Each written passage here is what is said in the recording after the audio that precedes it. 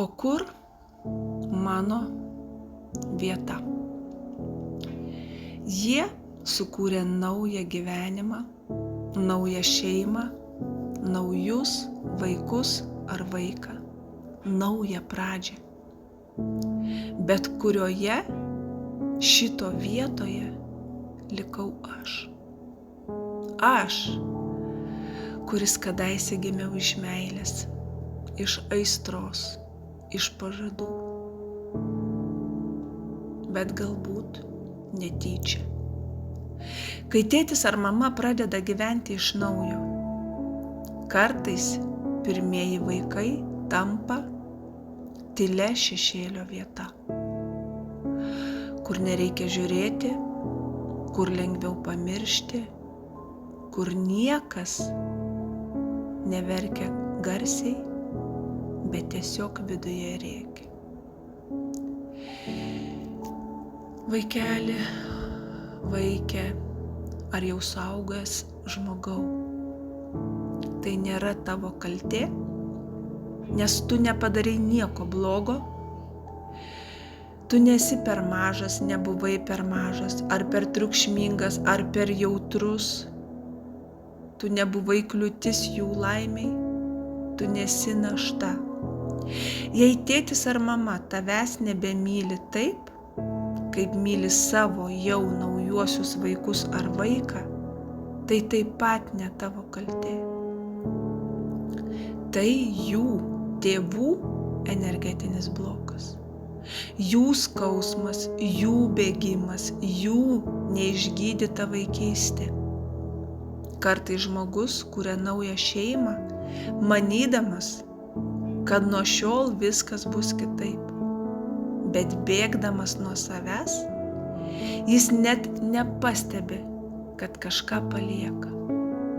O visų pirma, palieka patį save. Ir netgi tave. Neapčiuopiama, bet skaudi žaizda, kai tavo mama švelniau kalba naujam vyrui nei tau.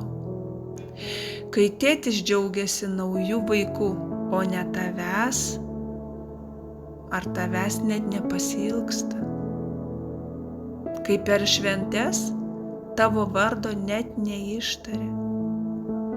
Kai jauti, kad nebe tavo vieta jų naujajam gyvenime. Tai tarsi vidinis mirkimas. Bet siela viską prisimena ir pradeda galvoti, aš jiems ir niekam nereikalingas. Ir tai neša skaudų ir labai gilų energetinį svorį. Ir kas iš tikro kaltas? Kaltų nėra.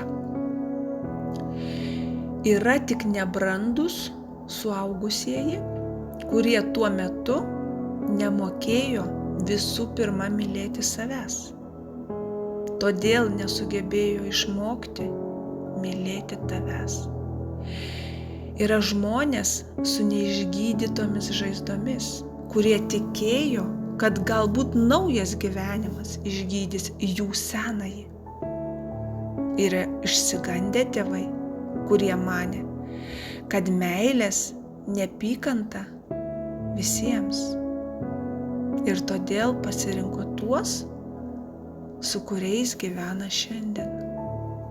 Bet tavo siela, tavo vaiko palikto ar vaikų siela liko alkana. Ir jau gydymo būtent reikia tau ar jums.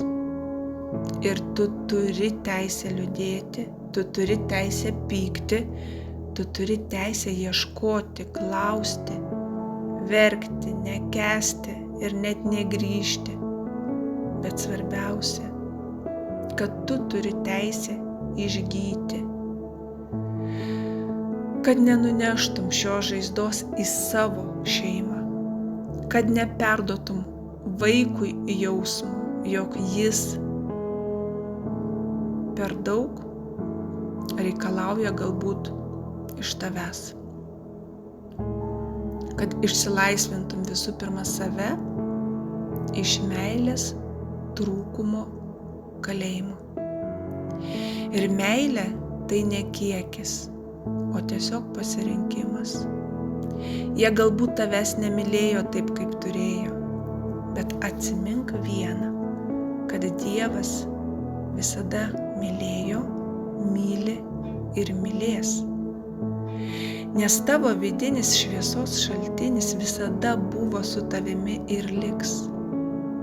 Ir šiandien galbūt tą išgirsi.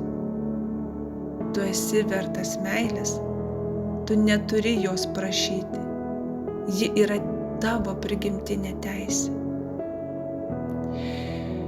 Prašau ir šaukiu tuos, kad neliktumėt, kaip kartais galvojat, kad esate tiesiog už borto. Galbūt jiems, bet ne Dievui ir ne man. Visada esate laukiami.